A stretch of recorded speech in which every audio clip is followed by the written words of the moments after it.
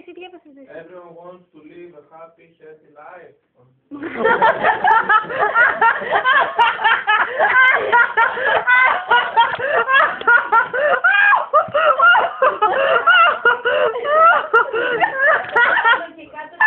Everyone wants to live a happy, healthy life.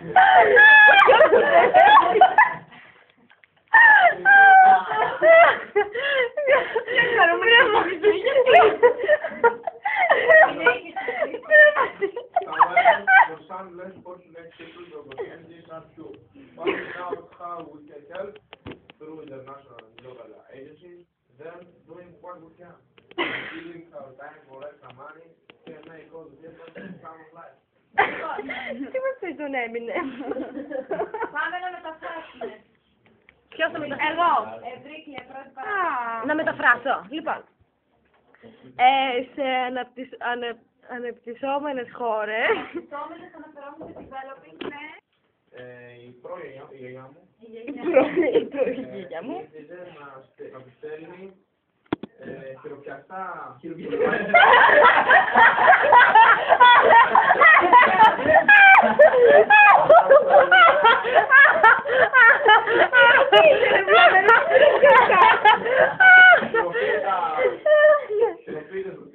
πουλόβερ.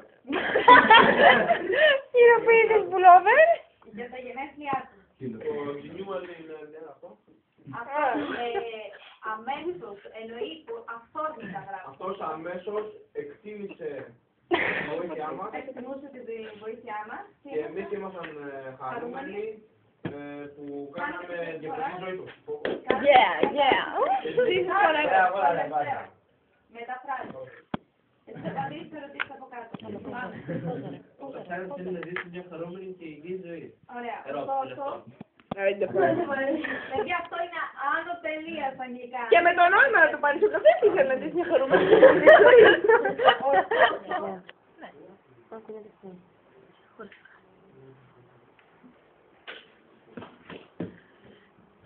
κυρία, γυρνάτε λίγο τον μυστήρα.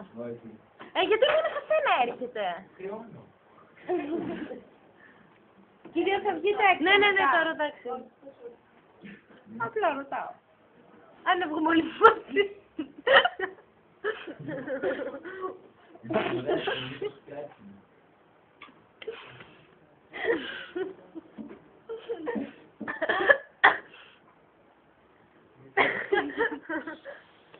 Τάσο αργείς. Έχει